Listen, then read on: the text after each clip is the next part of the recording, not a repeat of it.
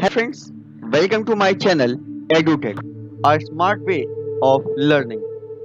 जो मेरे चैनल पर पहली बार आए हैं, वो मेरे चैनल को सब्सक्राइब जरूर कर लें और वीडियो को लाइक एंड शेयर करना मत भूलिएगा। चलिए जल्दी से एक क्विक रिकैप कर लेते हैं कि अभी तक हमने क्या-क्या सीख लिया है।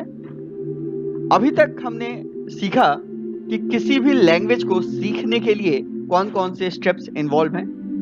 यहाँ पे हम सी लैंग्वेज की बात करेंगे कि सी लैंग्वेज को सीखने के लिए सबसे पहले हमें क्या सीखना चाहिए। सबसे पहले हमें पता होना चाहिए टोकन क्या होता है, कैरेक्टर सेट क्या होता है, इंस्ट्रक्शन क्या होता है और प्रोग्राम क्या होता है। अभी लास्ट वीडियो में मैंने आपको टोकन और कैरेक्टर सेट के बारे में डिटेल में बताया था। जिसने मेरी वीडियो ना देखी हो उसको लिंक डिस्क्रिप्शन में मिल जाएगा। प्लीज एक बार उन वीडियोस को जरूर देखिएगा। टोकन्स में आते हैं keyword, identifier, constant, strings, operator. इसी तरीके से कैरेक्टर सेट में आते हैं alphabet. Alphabet means capital A to Z and small a to Z। Digits 0 to 9। Symbols जिसमें आपका आता है hash, dollar, percent and asterisk etcetera.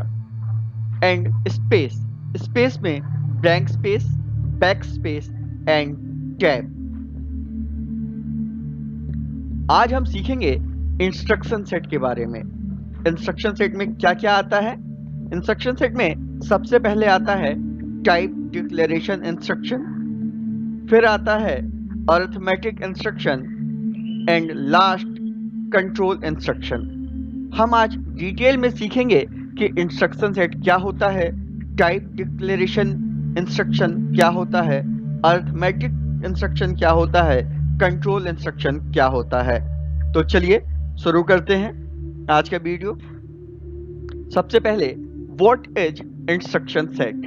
Instruction set क्या होता है। इंस्ट्रक्शन सेट एक कमांड्स का ग्रुप होता है सीपीयू के लिए मशीन लैंग्वेज में। सिंपल भाषा में समझते हैं। सीपीयू के लिए कुछ कमांड्स होते हैं और वो कमांड्स हमारी मशीन लैंग्वेज में लिखे होते हैं। मशीन लैंग्वेज या कहिए बाइनरी लैंग्वेज या 0 एंड 1 के फॉर्म में होते हैं। अब इंस्ट्रक्शन सेट में सबसे पहले आता है टाइप डिक्लेरेशन इंस्ट्रक्शन। जैसा कि इसके नाम से ही पता चलता है कि इसका यूज टाइप ऑफ वेरिएबल्स को डिक्लेयर करने के लिए किया जाता है। जैसे कोई भी वेरिएबल जो आपको प्रोग्राम में यूज करना है वो आपको पहले स्पेसिफाई करना होगा कि वो वेरिएबल किस टाइप की वैल्यू को होल्ड कर सकता है। Type like integer, float, double, character etcetera. Integer में आपकी वैल्यू होल नंबर्स की होती है। फ्लोट में आपके डेसिमल वैल्यू जाती हैं। डेसिमल वैल्यू या फ्रैक्शनल वैल्यू कहिए। फ्लोट का एग्जांपल 4.5। 4.5 एक फ्लोट नंबर है। डबल, डबल भी हमारा फ्रैक्शनल वैल्यूज को ही स्टोर करता है। और कैरेक्टर, कैरेक्टर ये किसी भी सिंबल्स को या किसी कैरेक्टर को स्टोर करता है।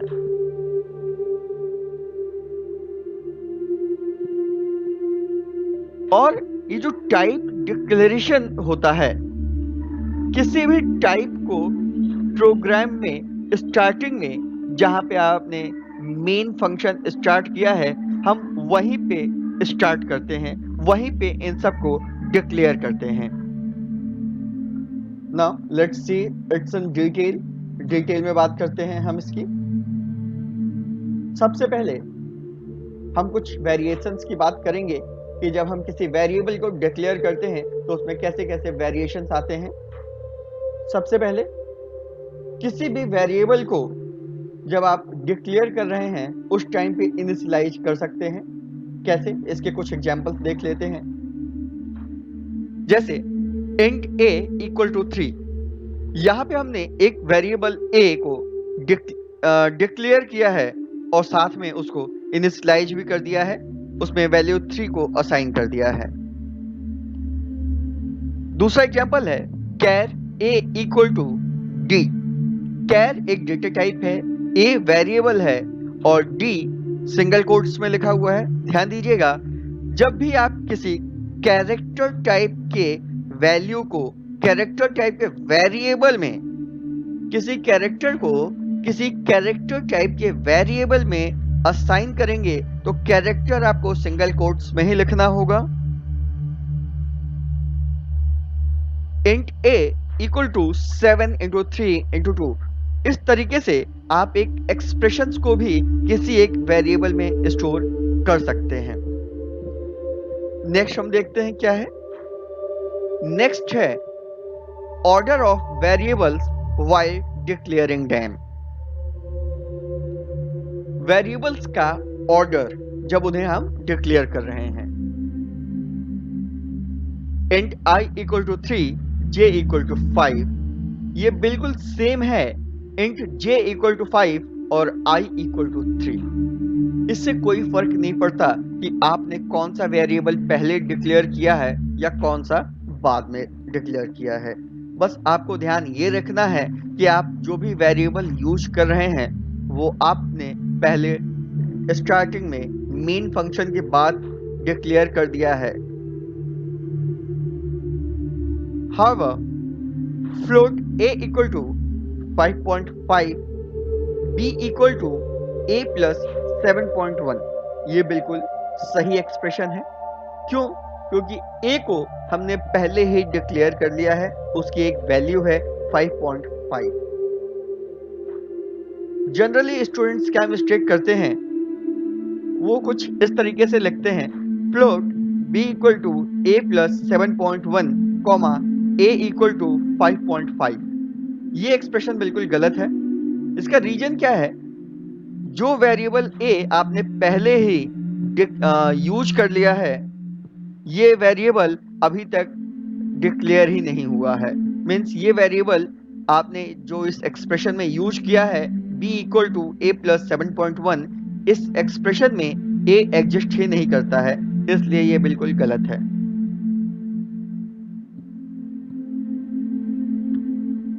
कुछ और पॉइंट्स हैं, उनको देखते हैं। int a b c d बिल्कुल सही है। ये हमने यहाँ पे 4 वेरिएबल डिक्लेयर कर लिए और इन चारों को हमने एक साथ इनिशियलाइज कर दिया a equal to b equal to 10। इसका मतलब है a b c की वैल्यू हमने एक साथ 10 इनिशियलाइज कर दी। बट अगर हम इस स्टेटमेंट को कुछ ऐसे लिखते हैं int a equal to b equal to c equal to d equal to 10, ये बिल्कुल गलत हो जाएगा। ये गलत क्यों हो जाएगा? क्योंकि यहाँ पे वेरिएबल a तो डिक्लेयर हो रहा है बट वेरिएबल b, c और d अभी तक डिक्लेयर नहीं हुआ है, इसलिए ये एक्सप्रेशन बिल्कुल गलत है।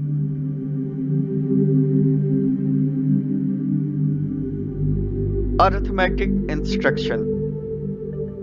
अरिथमेटिक इंस्ट्रक्शन इनका यूज किया जाता है अरिथमेटिक कैलकुलेशन में।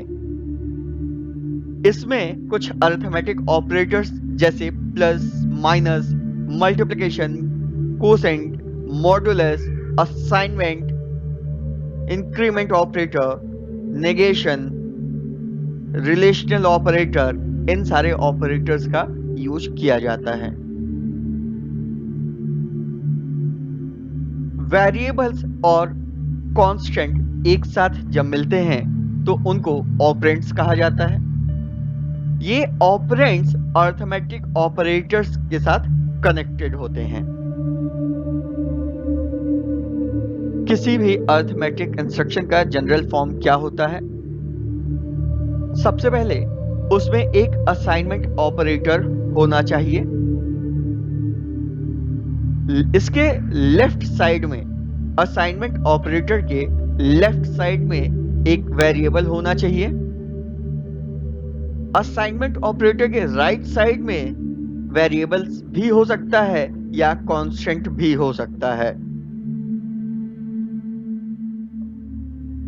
और ये वेरिएबल्स और कांस्टेंट अर्थमेटिक ऑपरेटर्स से ही कनेक्टेड होंगे। Arithmetic operators like plus, minus, multiplication, division etcetera. इसके कुछ examples, int a equal to 12, बिल्कुल सही है ये। इसमें हमने लेफ्ट साइड में एक वेरिएबल लिया है a और राइट साइड में हमारा कांस्टेंट है 12। Float b, c equal to 2.2। Next है b equal to c plus a oblique 6.1 into 8। ये बिल्कुल सही एक्सप्रेशन है। इसमें लेफ्ट साइड में एक वेरिएबल लिया गया है, राइट साइड में वेरिएबल्स भी हैं, कांस्टेंट भी हैं, और ये सारे के सारे वेरिएबल्स और कांस्टेंट अर्थमेटिक ऑपरेटर से ही कनेक्टेड हैं। नेक्स्ट हम देखते हैं कि कंट्रोल इंस्ट्रक्शन क्या होता है। कंट्रोल इंस्ट्रक्शन का यूज होता है प्रोग्राम के कंट्रोल को शिफ्ट करने के लिए एज पर द यूजर और प्रोग्रामर वांट्स। यूजर या प्रोग्रामर के हिसाब से प्रोग्राम के कंट्रोल को शिफ्ट किया जाता है। कंट्रोल इंस्ट्रक्शन कुछ सर्टेन ऑर्डर्स को मेंटेन करता है। उन ऑर्डर्स में ही प्रोग्राम्स को एग्जीक्यूट होना होता है।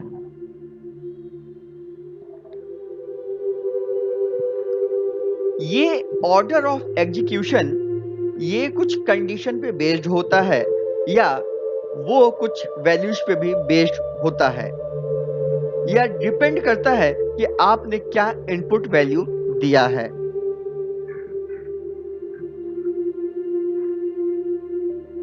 कंट्रोल इंस्ट्रक्शन चार टाइप के होते हैं। सबसे पहले सीक्वेंस कंट्रोल इंस्ट्रक्शन, फिर आता है डिसीजन या सिलेक्शन कंट्रोल इंस्ट्रक्शन, नेक्स्ट है आपका case control instruction, and the last one final is loop control instruction. ये सब क्या होते हैं, चलिए इनको डिटेल में डिस्कस करते हैं। सबसे पहले हम बात करेंगे सीक्वेंस कंट्रोल इंस्ट्रक्शन की। सीक्वेंस कंट्रोल इंस्ट्रक्शन ये प्रोग्राम के एग्जीक्यूशन के लिए रिस्पॉन्सिबल होता है। प्रोग्राम में एक के बाद एक जो भी आपने कोड लिखा है वो एग्जीक्यूट होंगे। इसमें कोई भी चेक या कोई भी कंडीशन नहीं होता है। एग्जाम्पल, एक नॉर्मल प्रोग्राम जिसमें जितने भी आपने arithmetic operations like addition, subtraction, multiplication और डिवीजन है वो आपके होने हैं। यहां पे कोई चेक नहीं है यूजर ऑप्शंस पे, ना ही कोई कंडीशन है। सो इसमें आपका जो भी रिजल्ट है वो एक ऑर्डर में ही डिस्प्ले होगा जिस ऑर्डर में आपने कोडिंग करके रखा है। नेक्स्ट है डिसीजन सिलेक्शन कंट्रोल इंस्ट्रक्शन। जैसा कि नाम से ही पता चल रहा है, इसमें आप अपना डिसीजन या अपने सिलेक्शन के हिसाब से प्रोग्राम के कंट्रोल को आप कंट्रोल करेंगे। इसमें कुछ कंडीशंस होंगे, उन कंडीशंस के हिसाब से ही आपका प्रोग्राम एग्जीक्यूट होगा। अगर आपकी कंडीशन ट्रू है तो प्रोग्राम एग्जीक्यूट होगा, अदरवाइज अगर वो फॉल्स है तो जो आपने दूसरा सेट लिखा है वो एग्जीक्यूट होगा। एग्जाम्पल देख लेते हैं। सपोज एक यूजर है, उसने एक ऑप्शन लिया है ए एडिशन के लिए, एस सब्ट्रैक्शन के लिए, एम मल्टीप्लिकेशन के लिए एंड डी डिवीजन के लिए। अब ये डिपेंड करता है कि यूजर ने कौन सा कमांड दिया है।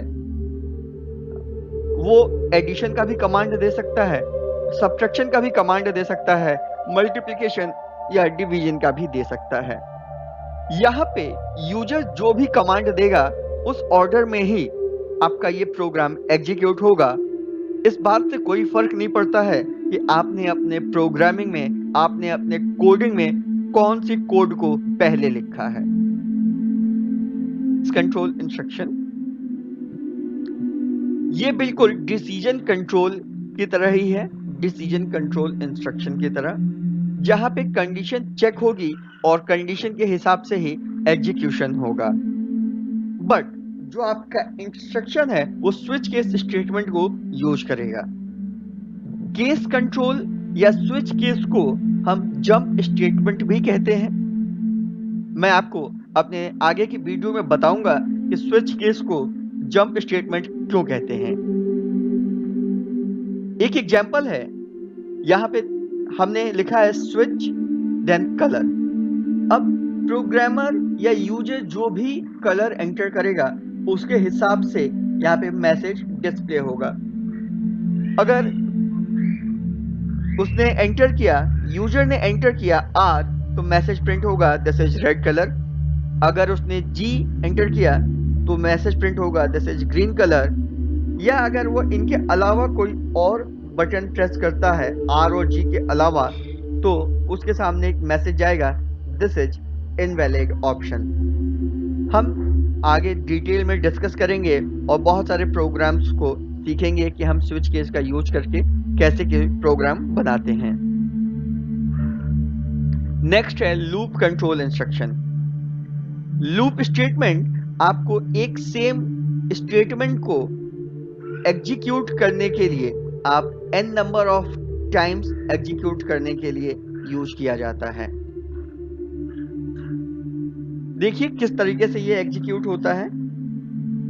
आपने कोई कंडीशन देके रखा है, डिपेंड करता है कि वो कंडीशन क्या है। अगर वो कंडीशन ट्रू है तो आपका प्रोग्राम जो है जाएगा आपके कोड की तरफ जो आपने कंडीशन ट्रू होने पे कोडिंग करके लिखी है, और उसके बाद वापस ये चला जाएगा आपका वापस टॉप पे, फिर से कंडीशन को चेक करेगा। अगर आपकी कंडीशन ट्रू है तो फिर से जो आपका कंडीशनल कोड है वो एग्जीक्यूट होगा।